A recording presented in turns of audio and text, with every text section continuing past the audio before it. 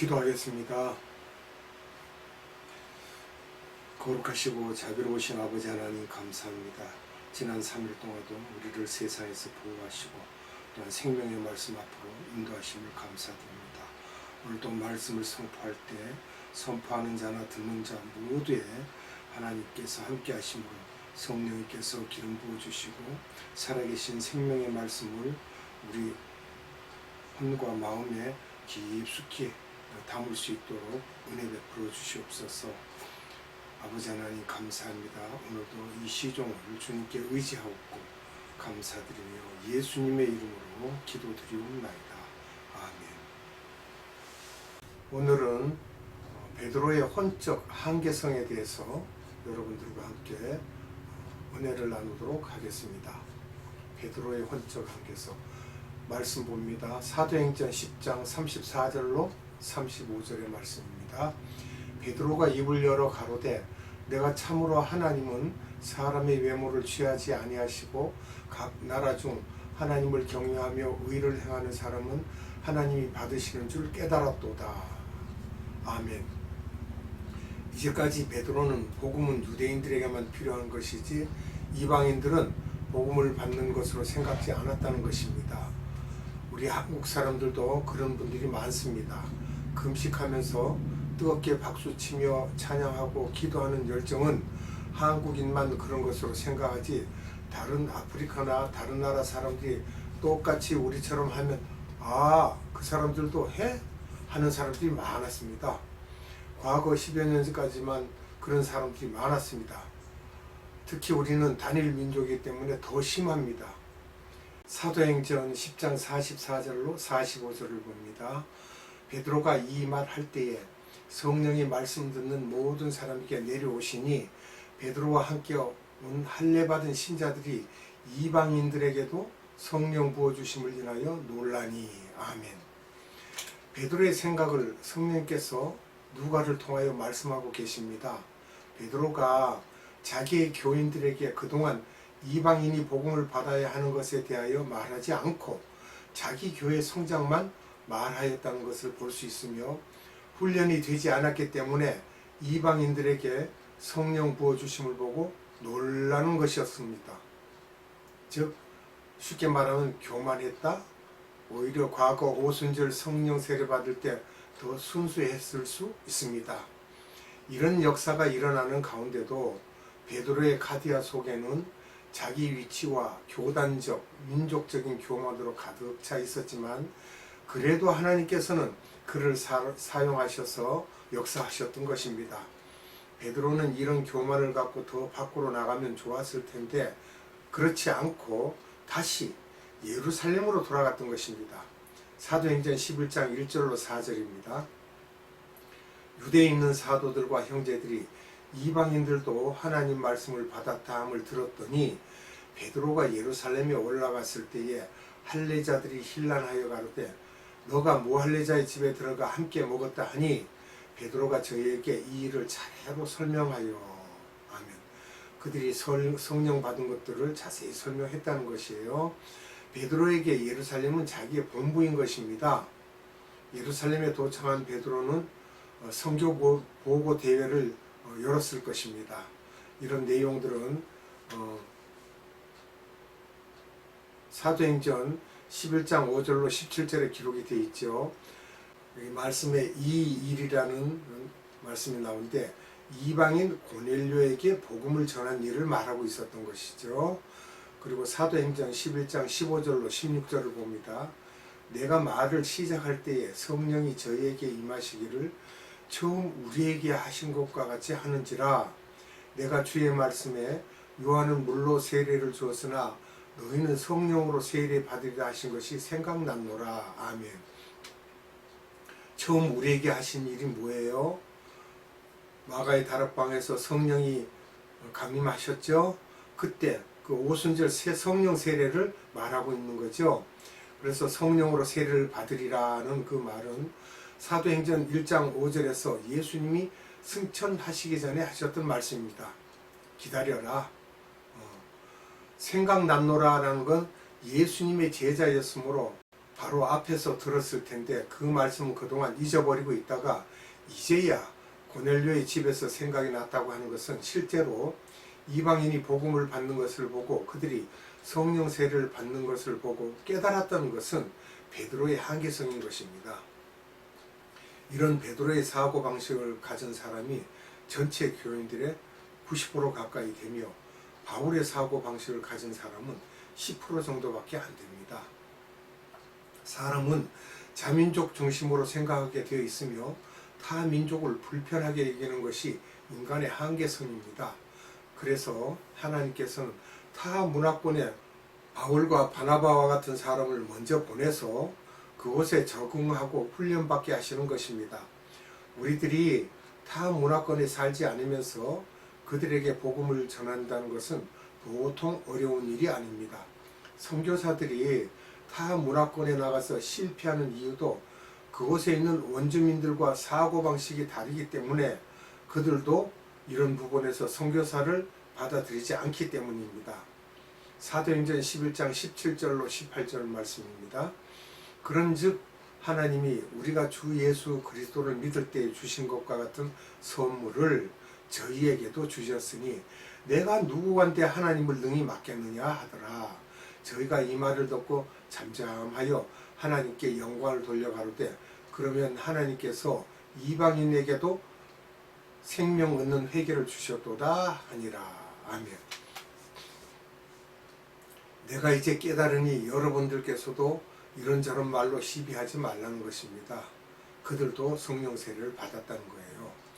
우리도 영안을 뜨고 주 안에서 이방인들과 함께 밥도 먹고 그들에게도 복음을 전하자는 것입니다. 또 잠잠하였던 이유는 예루살렘 교회는 오순절 교회, 즉 안수하고 치유의 역사가 일어나고 방언을 하고 그랬죠. 오순절 교회의 시조이기 때문에 베드로의 보고를 들은 후에 할렐루야 하며 기뻐해야 할 텐데 그렇지 않고 잠잠하였다는 것입니다. 그들은 속으로 이런 베드로의 말에 기분 나쁘게 생각하며 오순절 성령 세례는 우리들의 전유물인지 알았는데 하면서 민족적인 자만심 때문에 기뻐하지 않으면서도 하나님께 영광을 돌렸다고 합니다. 잠잠하고요. 이런 예루살렘 교회 지도자가 베드로였으며 12 제자들이었으므로 그 12 제자들을 사도 바울과 같이 사용하지 않으셨고 그저 사도 바울을 만드는 도구로만 쓰임을 받았습니다. 이유는 문화적인 차이를 극복하지 못하였기 때문입니다. 나중에는 12 제자들도 중동 지방에 나가서 개척하고 순교하였습니다. 마가는 애굽의 콥틱 정교회를 개척했지요. 도마는 인도까지 갔을 뿐 또 바울처럼 여기저기 교회를 개척하지는 않았습니다. 공식적으로 사도행전 11장 18절에서 베드로의 이야기는 끝나고 사도행전 12장에서 야고보의 순교를 말하면서 베드로의 순교 장면이 잠깐 나오지만 그 다음부터는 안디옥 교회와 바울 이야기가 사도행전 28장까지 계속 기록되고 있습니다. 그러면 베드로와 바울의 관계에 대해서 또 살펴보겠습니다. 베드로는 바울을 싫어했습니다. 사실은 12 제자들도 똑같습니다. 잘 안 만났죠. 12 제자들이 그릇이 작았기 때문에 사역의 범위가 작았습니다. 좁기도 하고요. 바울을 미워하고 질투심과 적대성과 경쟁심도 있었다고 봐야 되겠습니다. 그것은 혼적인 한계성 때문입니다. 그릇이 작기 때문에. 그러면 베드로의 혼적 한계성은 어떤 것입니까? 갈릴리 지방 출신으로 문화적, 경제적, 사회적 또 그는 어부 출신입니다. 사회적으로.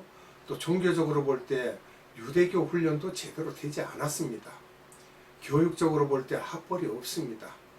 직업적으로 또는 언어적으로 볼 때는 헬라말을 하지 못하고 언어는 그들과 사고 방식이 같을 때 나오는 것뿐입니다. 바울을 보면요. 12 제자들과 같이 사역을 하지 못했죠. 사도 바울이 복음을 전할 때마다 항상 문제들이 있었습니다. 그러면 바울의 문제점은 또 뭐예요? 1차 선교 여행 때 보면 갈라디아에 있었던 유대인들에게 바울이 복음을 전할 때 자기들이 전한 복음과 다르다는 것입니다. 흩어진 예루살렘 교회 교인들인데요. 바울이 전한 복음은 은혜의 복음이죠. 그 주된 기록은 로마서에 보면 아주 잘 기록되어 있습니다. 율법이 아닌 하나님의 은혜로 의인이 된다는 것입니다. 그래서 흩어진 유대인 기독교인들은 구약의 여러 가지 율법을 잘 지켜야 하며 할례도 받아야 하고 음식도 가려 먹어야 한다는 생각을 하고 있었는데, 바울은 그렇지 않으며 전적인 하나님의 은혜라고 하므로 이들이 예루살렘 본부교회에 바울이 이단 사상을 가르친다고 보고함으로 문제가 생기게 되었던 것입니다. 바울은 신학적인 동기도 없고 그를 보호해 줄 수 있는 사람들이 없으므로 주변에서 바울에게 예루살렘에 가서 인사할 것을 권하므로 바나바와 함께 예루살렘에 올라가게 됩니다. 이때 하나님께서는 예루살렘에 기근이 들게 하셨죠. 그것을 핑계로 하여 안디옥 교회에서 헌금을 모아 그들에게 선물을 들고 가서 인사를 하기로 합니다. 바울이 예루살렘에 가서 12 제자들에게 자기가 전한 복음에 대해 말하자 사도행전 15장에서 첫 예루살렘 공회를 열어서 교단 총회죠. 말하면 많은 사람들이 바울에게 모세의 율법을 지키라는 것이 마땅하다며 공격을 하자 야고보가 절충안을 내놓게 됩니다. 그곳에서요. 이렇게 예루살렘 공의회를 열고 야고보가 절충을 할 수밖에 없었던 이유는 또 무엇일까요? 사도행전 15장 21절로 22절의 말씀을 봅니다. 이는 예로부터 각 성에서 모세를 전하는 자가 있어 안식일마다 회당에서 그 글을 읽음이니라 하더라. 이에 사도와 장로와 온 교회가 그 중에서 한 사람을 택하여 바울과 바나바와 함께 안디옥으로 보내기를 가결하니 곧 그 형제 중에 인도자인 바사바라 하는 유다와 실라더라. 아멘. 실라가 처음 바울과 함께 하게 되는 장면입니다. 실라를 보면 훗날 바나바 대신에 사도 바울의 오른팔 역할을 하게 되죠. 상당히 이분도 훌륭한 분입니다. 사도행전 15장 23절에 보면 그 편에 편지를 붙여 이르되 사도와 장로된 형제들은 안디옥과 수리아와 길리기아에 있는 이방인 형제들에게 문안하노라 하고 편지를 보내기도 하죠. 편지는 어떤 내용들입니까? 사도 바울이 예루살렘 지도자들에게 인정을 받았다는 것은, 즉 요즘 같으면 증명을 받은 것과 같습니다. 교계 안에 두 그룹이 있는데, 교계에는 정치 그룹과 그런 것에는 관심이 없는 그룹이 있는데, 베드로는 이런 정치 그룹에 속하였고 바울은 그저 예수님의 복음을 이방에 전하는 일에만 열심을 내었던 것입니다. 예루살렘 공회회를 전후하여 바울이 갈라디아의 여러 교회들에게 편지를 씁니다. 사도 바울의 첫 편지, 즉 갈라디아서도 보내게 되죠. 어떤 사람들은 그렇지 않다고 하는 신학자들도 있습니다. 갈라디아서를 통하여 베드로와 12 제자들이죠. 베드로와 바울의 관계를 엿볼 수 있습니다. 갈라디아서 2장 1절에서 2절입니다. 14년 후에 내가 바나바와 함께 디도를 데리고 다시 예루살렘에 올라갔노니 계시를 인하여 올라가 내가 이방 가운데서 전파하는 복음을 저희에게 제출하되 유명한 자들에게 사서로이 한 것은 내가 다름질하는 것이 헛되지 않게 하려 함이라. 아멘. 유명한 자들이 누굽니까? 유명한 자들 예루살렘의 12 제자들이죠. 또 여기 할례에 대한 말씀을 하시는데 예루살렘 교회의 유대인들은 할례를 받아야만 한다고 주장했던 것입니다. 이런 것을 할 수 없이 따라하는 것은 비성서적이므로 하지 않겠다는 것입니다. 바울은 갈라디아서 2장 6절로 9절 유명하다는 이들 중에 괄호 열고 본래 어떤 이들이든지 내게 상관이 없으며 하나님은 사람의 외모를 취하지 아니하시나니 괄호 닫고 저 유명한 이들은 내게 더하여 준 것이 없고 도리어 내가 무할례자에게 복음 전함을 맡기를 베드로가 할례자에게 맡음과 같이 한 것을 보고 베드로에게 역사하사 그를 할례자의 사도로 삼으시니가 또한 내게 역사하사 나를 이방인에게 사도로 삼으셨느니라. 또 내게 주신 은혜를 알므로 기둥같이 여기는 야고보와 게바와 요한도 나와 바나바에게 교제의 악수를 하였으니 이는 우리는 이방인에게로 저희는 할례자에게로 가게 하려 함이라. 아멘. 여기서 괄호가 있는데요. 괄호 안에 있는 말은 사도 바울의 개인적인 생각입니다.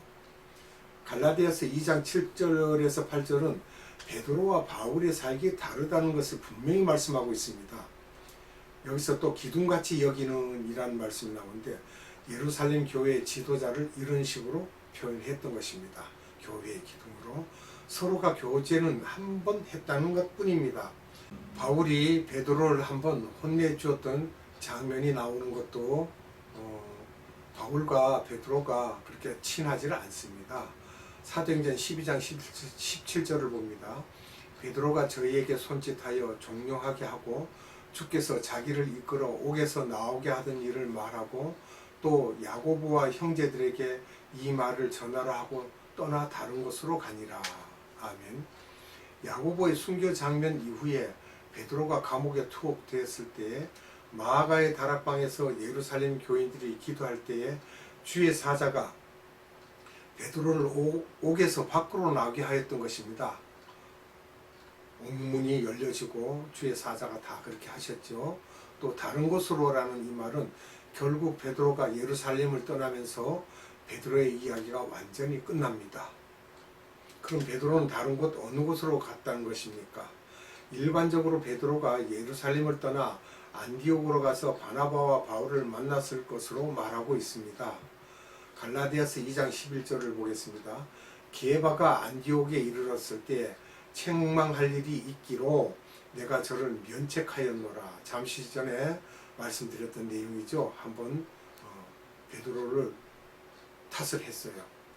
바울이 베드로를 면책하였던 이유는 갈라디아서 2장 12절로 13절을 봅니다. 야고보에게서 온 어떤 이들이 이르기 전에 게바가 이방인과 함께 먹다가 저희가 오매 그가 할례자들을 두려워하여 떠나 물러가매 남은 유대인들도 저와 같이 외식함으로 바나바도 저희의 외식에 유혹되었느니라. 이래서 꾸지람 같은 말을 들었지요. 예전에 고넬료의 집에 갔다가 와서 예루살렘 교인들에게 당하였던 것을 생각하여 자기는 이방인들과 어울리지 않는 채 하는 장면입니다. 그러나 그러면서도 어울렸지요. 베드로의 과거 모습과는 전혀 다른 모습입니다. 왜냐? 정치를 하다 보니 이렇게 상황을 보고 눈치 있게 따라가는 야근자가 되었다는 것입니다. 갈라디아서 2장 14절 봅니다. 그러므로 나는 저희가 복음의 진리를 따라 바로 행하지 아니함을 보고 모든 자 앞에서 게바에게 이르되 너가 유대인으로서 이방을 좇고 유대인답게 살지 아니하면서 어찌하여 억지로 이방인을 유대인답게 살게 하려느냐 하였노라. 아멘. 베드로가 하는 행위가 앞뒤가 맞지 않다고 사도 바울이 말을 하고 있었던 것입니다. AD 49년에 예루살렘 총회가 있었고 그 후에 베드로의 이야기가 성경에 나오지 않다가 베드로 전후서가 나옵니다. 베드로는 전설에 따르면 AD 67년에서 68년경에 순교 당했다고 합니다.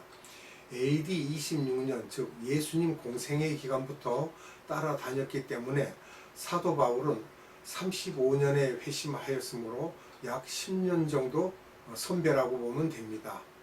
AD 64년에 베드로 전서 기록을 하고 66년에 베드로 후서를 기록했다고 봅니다. 영적으로 많이 성숙되어 있는 그러한 상태에서 기록을 했던 것이죠. 베드로전서 1장 24절로 25절을 봅니다. 그러므로 모든 육체는 풀과 같고 그 모든 영광이 풀의 꽃과 같으니 풀은 마르고 꽃은 떨어지되 오직 주의 말씀은 세세토록 있도다 하였으니 너희에게 전한 복음이 곧 이 말씀이니라. 아멘. 아주 철학적인 언어같이 이렇게 기록을 했습니다. 베드로전서는 터키의 갑바도기와 본도, 갈라디아 지방에서 어려움에 처해 있는 흩어진 예루살렘 교인들에게 보내는 편지라고 보면 되겠습니다. 베드로전서 3장 9절 봅니다. 악을 악으로 욕을 욕으로 갚지 말고 도리어 복을 빌라 이를 위하여 너희가 부르심을 입었으니 이는 복을 유업으로 받게 하려 하심이라. 아멘. 이 빈 복이 당사자가 받지 않으면 그 복이 누구에게 옵니까? 복을 빌었던 그 사람에게 돌아온다는 이야기가 되겠습니다. 베드로전서 4장 12절을 봅니다. 사랑하는 자들아 너희를 시련하려고 오는 불시험을 이상한 일 당한 것 같이 이상히 여기지 말고. 아멘. 이 불시험은 우리가 누구라도 겪을 수 있는 것입니다. 시련이 옵니다. 하나님의 테스트도 있고요. 자기 스스로 욕심을 내서 받는 시험은 그것은 사단이 주는 거고 자기 욕심에 의한 것이고, 하나님이 주시는 그 테스트는 우리가 좀 어려움을 겪고 이럴 때 하나님을 바라보는지 바라보지 않는지 그것을 보십니다. 그래서 우리는 그런 불시험을 이상한 일로 생각하지 말고 더욱 하나님께 우리가 고개를 숙이고 무릎을 꿇고 기도할 때 하나님께서 그 테스트를 넘겨주십니다. 자, 베드로전서 5장 2절로 4절입니다. 너희 중에 있는 하나님의 양무리를 치되 부득이함으로 하지 말고 오직 하나님의 뜻을 좇아 자원함으로 하며 더러운 일을 위하여 하지 말고 오직 즐거운 뜻으로 하며 맡기운 자들에게 주장하는 자세를 하지 말고 오직 양무리의 본이 되라. 그리하면 목자장이 나타나실 때에 시들지 아니하는 영생의 면류관을 얻으리라. 아멘. 이 내용은 터키 지방의 교계 지도자들에게 당부하시는 말씀입니다. 베드로는 처음에는 부득이하게 사역을 하였던 적이 있었지만 너희들은 그리하지 말라는 것이며 더러운 일을 쫓지 말고 또 사도 바울과 같은 사람을 무시하지 말라. 이런 숨겨온 뜻도 있습니다. 과거 내가 그랬다고 회개하면서 뒤늦게 깨달음을 고백하는 장면으로도 볼 수 있습니다. 주장하는 자세를 하지 말고. 누가 주장했습니까? 12사도들 중에. 베드로는 권위주의적으로 주장하는 자세를 했다는 것을 우리가 살펴볼 수가 있는 것입니다. 열등의식이 있고 자신이 없는 사람들이 권위주의적으로 그런 행위를 하죠. 그러나 우리는 그런 주장하는 자세를 취하지 말고 순종하는 자세를 취해야 될 것입니다. 기도하겠습니다. 참살아이신 아버지 하나님 감사합니다. 오늘도 우리에게 생명의 말씀을 주사 베드로의 혼의 그릇과 또는 바울의 혼의 그릇에 대한 것과 또는 베드로가 어찌하였는지 그의 행위를 보았고 또한 사도 바울도 어찌하였는지 우리가 살펴보았습니다. 하나님 안에서 지체가 하나이면서도 우리는 각각 다 다른 생각을 가지고 다른 뜻을 가지고 행할 때가 많이 있습니다. 그러나 결국은 우리가 하나임을 알게 되고 또한 우리 한 사람 한 사람들이 잘못을 나중에 깨달을 때 우리가 연약한 자들을 도울 수 있고 또한 강한 자는 숙이고 순종하고 이렇게 해서 예수 그리스도 안에서 하나가 됨을 우리가 알게 되었습니다. 오늘도 살아계신 생명의 말씀을 주신 아버지 하나님께 감사드립니다. 성령님 함께하여 주셔서 우리로 말씀을 전하게 하시고 듣게 하시고 능력을 행하시는 성령님께서 함께하여 주심을 또한 감사를 드립니다. 오늘도 이 시간 함께하신 아버지 하나님께 감사와 찬양과 존귀와 힘과 권세와 권능과 영광을 돌려드리옵고 우리 구주 예수 그리스도 이름으로 감사하며 기도드리옵나이다. 아멘. 주님 가르쳐준 기도로 예배를 마치겠습니다. 하늘에 계신 우리 아버지, 아버지의 이름을 거룩하게 하시며 아버지의 나라가 오게 하시며 아버지의 뜻이 하늘에서와 같이 땅에서도 이루어지게 하소서. 오늘 우리에게 일용할 양식을 주시고 우리가 우리에게 잘못한 사람을 용서해 준 것 같이 우리 죄를 용서하여 주시고 우리를 시험에 빠지지 않게 하시고 악에서 구하소서. 나라와 권능과 영광이 영원히 아버지의 것입니다. 아멘.